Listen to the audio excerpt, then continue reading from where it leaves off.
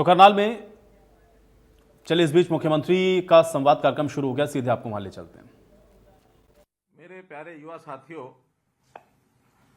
आज मैं एक विशेष युवा साथी वर्ग से बातचीत कर रहा हूं।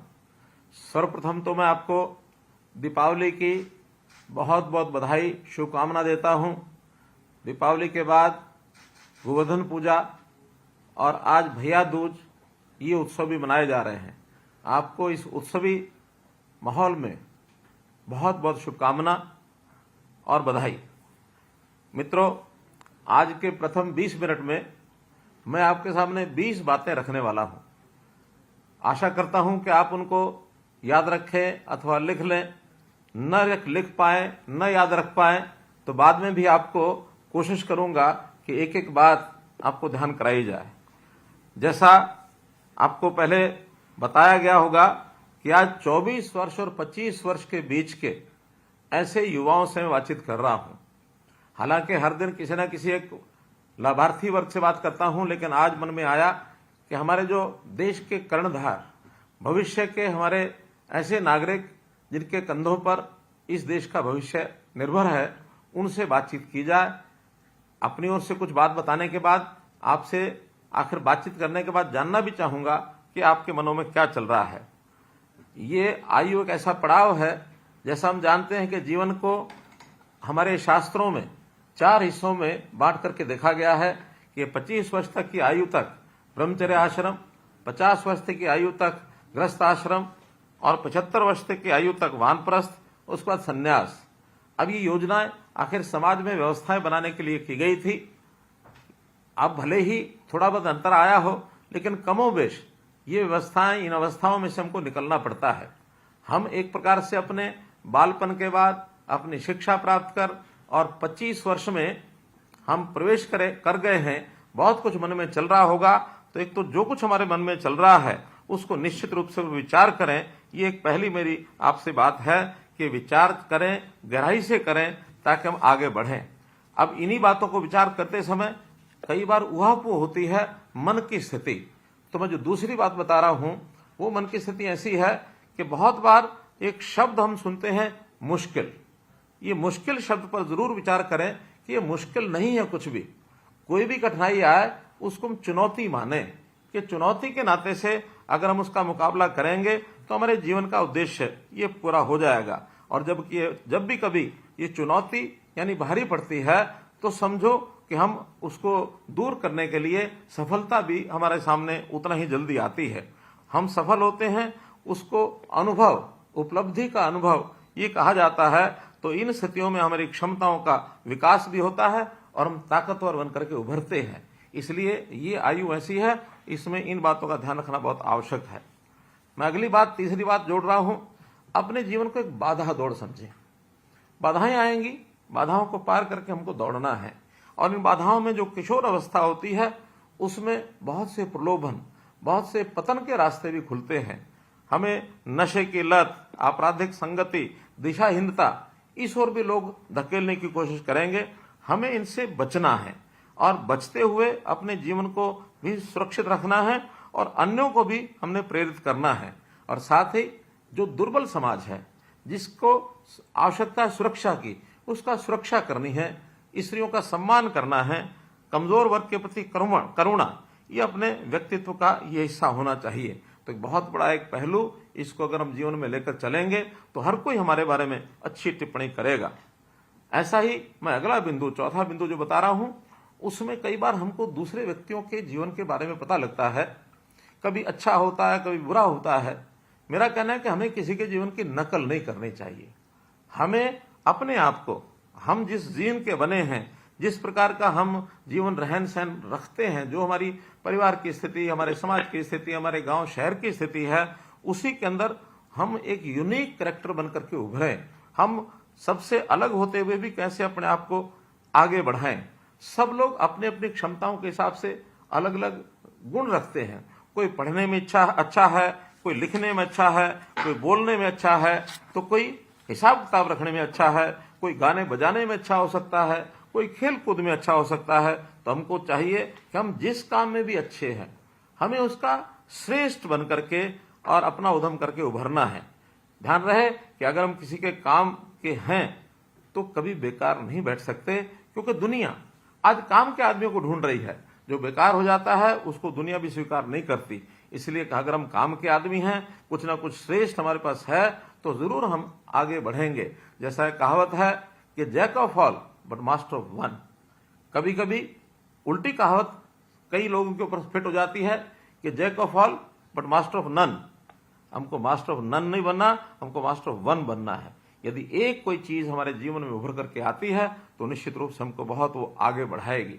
मित्रों, इसी प्रकार से अगर मैं पांचवी बात आपसे शेयर करना चाहता हूं तो वो है कि हमको टीम वर्क में काम करना चाहिए। कई बार अकेले आदमी बहुत कुछ कर सकता है, लेकिन दूसरों को साथ न ले जाने के कारण से जीवन में पीछे रह जाता है। हम अपने स्किल का पूर्ण लाभ तभी ले पाएंगे कि टीम के साथ मिलकर के हम काम करेंगे।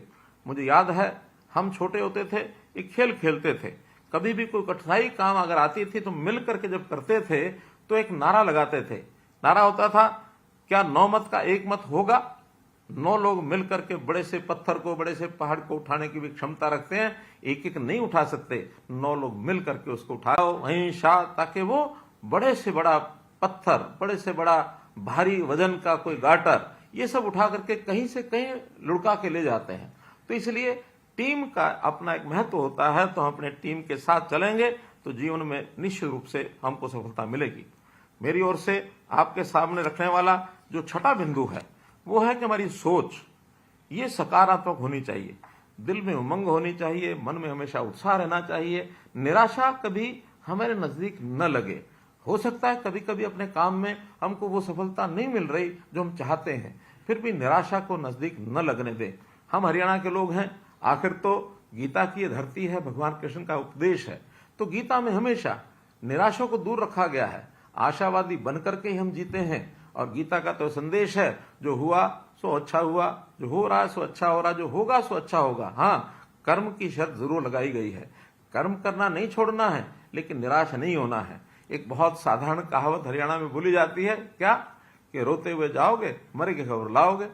अर्थात कोई अस्पताल जा रहा है, किसी व्यक्ति को पूछने के लिए जा रहा है, रास्ते में कोई व्यक्ति मिल गया कि कहां जा रहे हो, अस्पताल जा रहे हैं, लेकिन चेहरा उतरा हुआ था, तो उस व्यक्ति ने कहा थोड़ा सा प्रसन्न होकर जाओ, वरना रोते हुए जाओगे तो मरे की खबर लाओगे।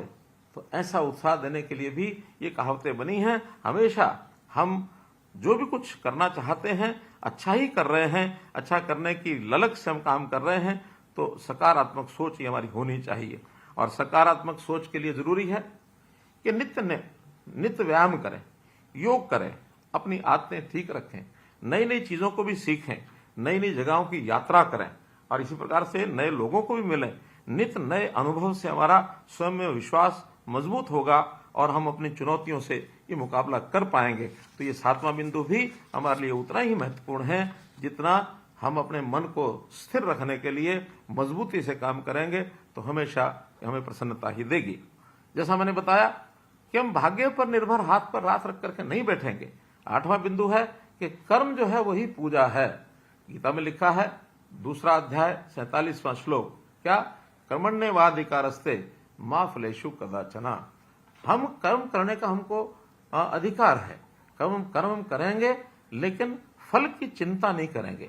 फल ऐसा नहीं कि मिलता नहीं है, कर्म का फल मिलता है, लेकिन उसके लिए हम बिना ही काम किए या काम करने के बाद तुरंत उसकी चिंता करें कि फल कब मिलेगा, कब मिलेगा। निश्चित रूप से जो हमने कर्म किया है उसका फल समय पर अपने आप मिलेगा, ऐसा मेरा मानना है।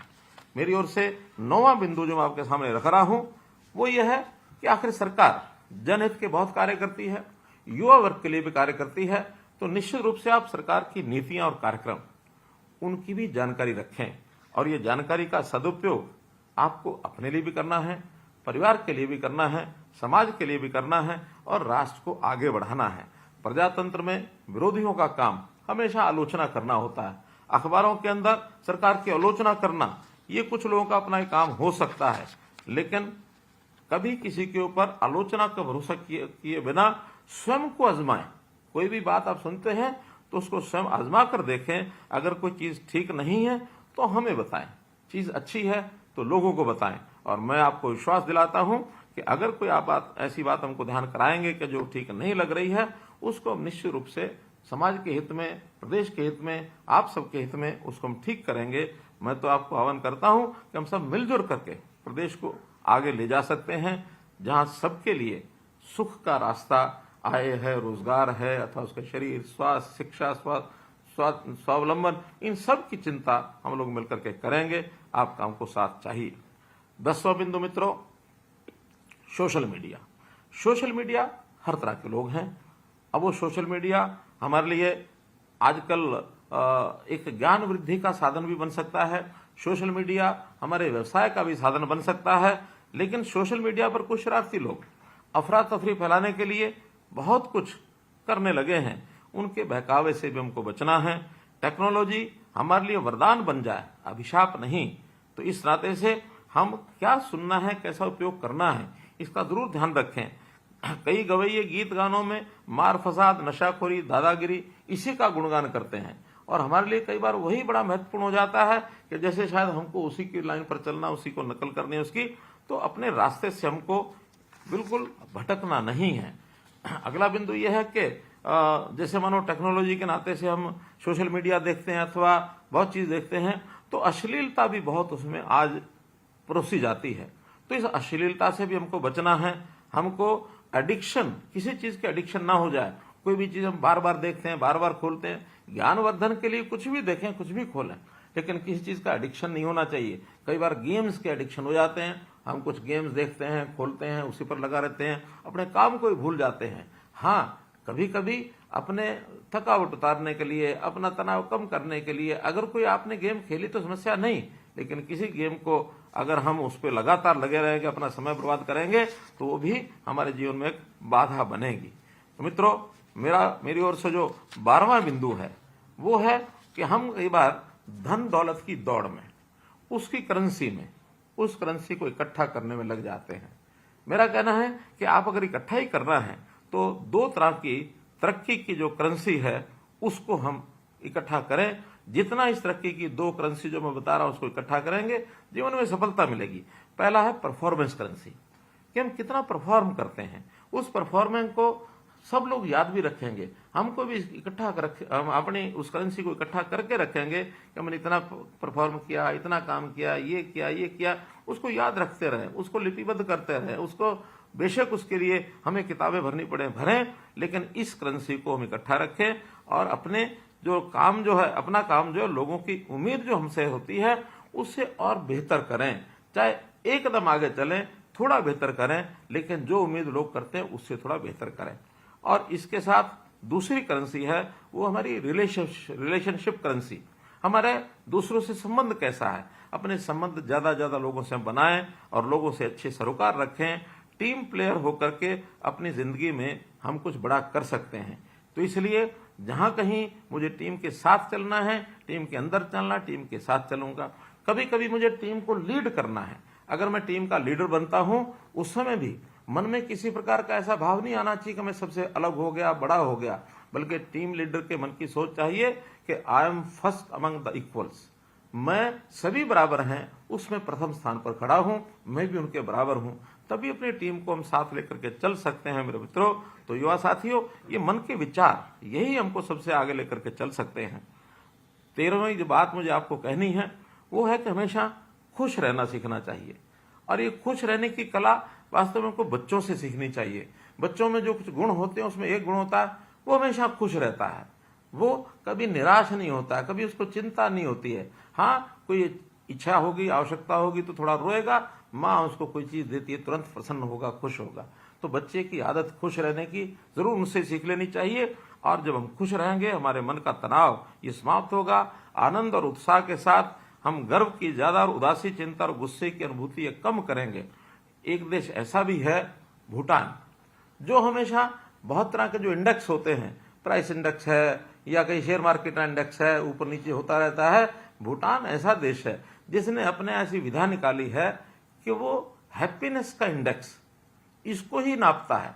तो हैप्पीनेस उनके लोगों में कितनी आई है इसके लिए उन्होंने प्रबंध कर रखा है। तो हमारे यहाँ हैप्पीनेस इंडेक्स ये कैसे बढ़े, ये कम से कम व्यक्तिगत तौर पर हम जरूर अपनी चिंता करें कि हमेशा खुश रहने का और ये हमारे मन में एक विचार आना चाहिए। मित्रों, हमारे मन में बहुत स्वप्न होते हैं, तो उन स्वप्नों को भी हमने जो है आगे बढ़ाना है। हम में से कोई डॉक्टर बनना चाहता है, कोई इंजीनियर बनना चाहता है, कोई अधिकारी बनना चाहता है, कोई सरकारी नौकरी के तलाश में है। अभी सरकारी नौकरियों की एक होड़ सी लगी हुई है, बहुत से लोग उसकी तैयारी कर रहे हैं और उस तैयारी के अंदर आप लोगों को बहुत से प्रकार बताए गए हैं कि रोजगार जो सरकार का वो एक मेरिट के ऊपर मिलेगा, और मेरिट की नौकरी का मतलब यही होता है कि जिसको पढ़ाई लिखाई में योग्यता हासिल हुई है वही नौकरी में आएगा। और अगर किसी को नौकरी मिलती है, हमको नहीं मिलती है, तो भी हमको अफसोस नहीं होता, बल्कि एक विश्वास होता है कि मुझे इस बार नहीं मिल रही है तो मैं और बेहतर काम करूं, ताकि बेहतर काम करने के बाद अगली बार जो है वो नौकरी मिल जाए। और हाँ, यदि किसी गलत व्यक्ति को नौकरी मिल जाए तो फिर हमें अफसोस होता है, लेकिन हमने मिशन मेरिट को बनाए रखने के लिए संकल्प लिया है, तो इसलिए आपको हमेशा अपने आप को मेहनत करके आगे बढ़ने की आवश्यकता है। कहीं किसी प्रकार का अफसोस आपको होगा नहीं। पिछले 9 सालों में हमने 1,10,000 युवाओं को और जो मिशन मेरिट के अंतर्गत ये नौकरी दी है, और अभी इस अगले 3-4 महीनों में 60,000 नौकरियां और लाइन में लगी हैं। इसलिए आप लोग हमेशा अपने व्यवसाय के नाते से इस काम में लगे रहें। मित्रों, मेरा एक और कहना आपसे है कि आप लोगों का उत्साह स्वामी विवेकानंद की उस कहावत से मैं जोड़ करके देखता हूं। स्वामी विवेकानंद ने जो युवा अवस्था में उन्होंने एक नारा दिया था कि जागो, उठो और आगे बढ़ो, तब तक मत रुको जब तक आप अपने जीवन का लक्ष्य प्राप्त न हो और अपनी मंजिल तक आप प्राप्त न पहुंच जाएं। तो इसलिए अपने काम करने में इस प्रकार का एक उत्साह बनाए रखें। पंजाबी में कहावत है, थकना नहीं, झकना नहीं, अकड़ा नहीं। अर्थात थकना नहीं है, काम करते करते उबाऊ यानी अकड़ा नहीं है, उबड़ा भी नहीं है, और झकना नहीं है, किसी से झकझक में भी नहीं फंसना है। किसी के साथ हम उलझ जाते हैं, उलझने में सामने वाले की तो परेशानी होती है, अपनी भी परेशानी होती है, तो हम उसमें उलझेंगे तो हमारा सब्र टूटेगा, जो हमको निश्चित रूप से आगे की बजाय और पीछे लेकर के जाएगा। तो इसलिए हमारा एक मन का ये विश्वास बनना चाहिए। मैं आपके साथ जो इसके बाद 16वीं बात जो आपसे शेयर कर रहा हूं, वो है कि हमारा मन त्यागमय वृत्ति का होना चाहिए। हमें हमेशा कुछ प्राप्त करने की बजाय हमारी जो सामर्थ्य है, हमारी जो ताकत है, उसको किसी को देने के लिए भी तैयार रहना चाहिए। लेने की बजाय देने में आनंद जो आता है उसकी अनुभूति होनी चाहिए। एक मैं पंक्तियां बोलता हूं, उस पंक्तियों पर जरूर विचार करना चाहिए। पंक्तियां हैं, एक व्यक्ति जो समर्पित भाव का होता है वो कैसे कहता है, तन समर्पित, मन समर्पित, धन समर्पित और ये जीवन समर्पित, चाहता हूं देश की धरती तुझे कुछ और भी दूं। तो इस एक समर्पण के भाव को भी अगर हम लेकर चलेंगे तो युवा अवस्था में जिधर अपने आप को जोड़ लेंगे वो दिशा हमारी एक ऐसी दिशा बनेगी जो जीवन में हमेशा हमेशा आनंद देगी। इस प्रकार से हमें जीवन में, जैसा मैंने बताया कि लोगों से जब मेल जोल रखेंगे, उनसे बातचीत करेंगे, खुश रहेंगे, तो एक 17वीं बात जो मुझे कहनी है वो ये कि एक शोध में एक पाया गया है कि सामाजिक संपर्क से हमारी जो रक्त धमनियां हैं उसमें ऑक्सीटोसिन ये रिलीज होता है, और जो सेरोटोनिन की मात्रा, ये एक वैज्ञानिक टर्म है, उस टर्म के हिसाब से सेरोटोनिन की मात्रा को बढ़ाता है, उससे मन प्रफुल्लित होता है। आखिर हमारी जो संवेदनाएं होती हैं उनको संचालन करने में भी कुछ शरीर की जो क्रियाएं होती हैं, उस क्रियाओं के बारे में लिखा गया है कि जब हम प्रसन्न रहते हैं, उस प्रसन्न रहने से हमारे मन में इस प्रकार के जो विचार आते हैं उसके प्रति हमको ध्यान रखना है। मित्रों, मैं आपके सामने जो बिंदु 18वां रखना चाह रहा हूं कि हमारा विशाल हृदय, उदार और विशाल हृदय यानी किस प्रकार से, संकीर्ण हृदय का मानस क्या है, अयम निजा प्रोवेति गणना लघु चेतसाम, अर्थात ये मेरा है, ये तेरा है।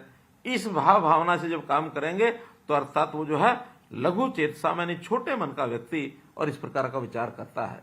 उदार चरिता नाम तो, जिसका उदार चरित होता है वो कहता है कि वसुधैव कुटुंबकम, ये सारा विश्व, सारा देश, सारा समाज ये मेरा परिवार है। मैं हमेशा अपने भाषणों में कहता हूं कि 2,80,00,000 लोग हरियाणा के ये मेरे परिवार के सदस्य हैं। इसको कहने के बाद जब अनुभव होता है तो उसका आनंद ही कुछ और है। ठीक है, हमारा एक छोटा परिवार जिसमें माता पिता भाई बहन जो हमारे दादा दादी जो हमारे साथ रहते हैं वो एक परिवार होता है। लेकिन जैसा ही मन में विचार आएगा कि ये तो एक भाग है उसका, हमारा परिवार तो पूरा समाज मेरा परिवार है, इस भाव को हमारे देश की संस्कृति पहचान करती है, तो इस सांस्कृतिक भाव को मन में जरूर कहीं ना कहीं लेकर के चलना चाहिए। यही मेरा आपसे निवेदन है। अगर मैं उससे अगली बात कहता हूं, 19वीं बात, तो हमें अपने मस्तिष्क को भी काबू रखना है। कई बार मस्तिष्क जब खाली होता है तो इधर उधर दौड़ता है, यानी काम खत्म होते ही दिमाग के कई भाग होते हैं, वो अलग अलग भाग वो अनियंत्रित होकर के आपस में बात करने लगते हैं। और जब हम उनको व्यस्त नहीं रखेंगे तो आपस में जब बात करेंगे तो इसको माइंड्स डिफॉल्ट नेटवर्क कहते हैं। अगर ये बेलगाम छोड़ दिया गया तो बहुत कष्ट होता है, तरह तरह के उल्टे सीधे विचार मन में आते हैं, और उन उल्टे सीधे विचारों को मन में लेते समय बहुत ही हमें कष्ट होता है। और अंतिम जो मैं आपसे 100 बात की एक बात अगर 20वीं बात कहूं तो वह है स्वयं पर विश्वास करें। अगर आपको स्वयं पर विश्वास है तो आपका कोई कुछ बिगाड़ नहीं सकता। आप अपनी सकारात्मकता ये बनाए रखें, और जो हमारे पास उपलब्ध अवसर हैं उन अवसरों का लाभ उठा करके और एक जिम्मेदार नागरिक के नाते परिवार समाज और राष्ट्र के उत्थान में अपना योगदान दें। जीवन का यही अपना उद्देश्य है। साथियों, अपने जीवन को बेहतर हम बनाएं, हमारा कल बेहतर बने। इसके लिए आप अगर हमें कोई सुझाव देना चाहते हैं तो निश्चित रूप से, चाहे आपका सुझाव शिक्षा के संबंध में हो, स्वास्थ्य के संबंध में हो, रोजगार के संबंध में हो, आय बढ़ाने के संबंध में हो, या समाज के सुख के लिए कोई भी हम काम कर सकते हैं, लोकहित का काम कर सकते हैं, तो मैं उनका स्वागत करूंगा। और आपके इस दिए हुए सुझाव के ऊपर जितना भी संभव हो सकेगा उस काम को मैं आगे बढ़ाऊंगा। आपके जीवन को आगे आपने जैसे अगले चरण में 25 वर्ष का होते ही अगले चरण में आपने भाग लेना है। आप में से बहुत लोगों ने अपनी पढ़ाई समाप्त कर ली होगी, कुछ लोग हायर एजुकेशन में पढ़ते भी होंगे। तो आप जैसे जैसे आगे बढ़ेंगे वैसे वैसे आपको अवसर मिलेंगे। खास करके ये जो डिजिटल का जमाना है, इस डिजिटल युग में आपको बहुत सारे अवसर मिलने वाले हैं। बहुत से लोगों ने तो इस डिजिटल सिस्टम को ही अपने जीवन का अंग बना करके और छोटे लेवल से उठ करके और बहुत बड़े लेवल तक वो पहुंच गए हैं। तो हमारे इस डिजिटल युग का भी लाभ उठाएं, और ये जो हमारा सोशल मीडिया है इसमें भी सावधानी में स्वयं पैर रखें। बाकी जो बातें मैंने आपको बताई हैं, मैं समझता हूँ एक एक बात का विचार करेंगे, निश्चित रूप से जीवन, मुझे तो अपना ध्यान में है कि जब 24 वर्ष 25 वर्ष की मेरी आयु थी, और ये सन 1978-79 की बात है, जीवन के पड़ाव के ऊपर बहुत परिवर्तन उस समय आए, बहुत से नए फैसले लिए, और आज आपके सामने मैं इस रूप में आपके सामने अगर बैठा हूं तो ये सोच, ये दिमाग में बातें उसी समय आई थी, जिसके कारण से आज यहाँ मैं बैठा हूं। आपने मेरी बात सुनी, आपका बहुत बहुत धन्यवाद, बहुत बहुत आभार।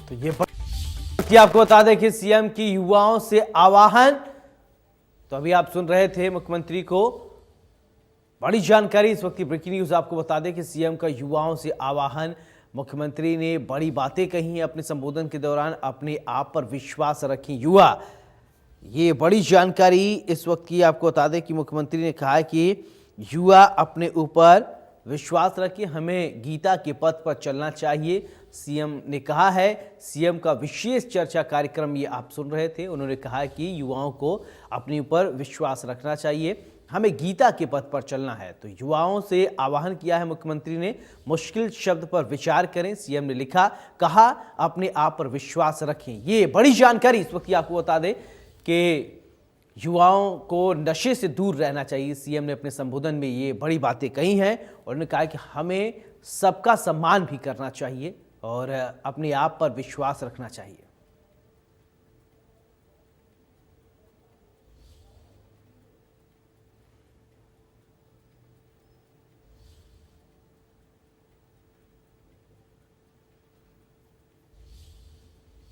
ये बड़ी जानकारी आपको बता दें कि ये मुख्यमंत्री के संबोधन की बड़ी बातें आप तक बता रहे हैं, आपको पहुंचा रहे हैं आप तक। कुछ भी मुश्किल नहीं होता है, बस युवाओं को नशे से दूर रहना चाहिए और खुद पर विश्वास रखने से काम आसान होता है। मुख्यमंत्री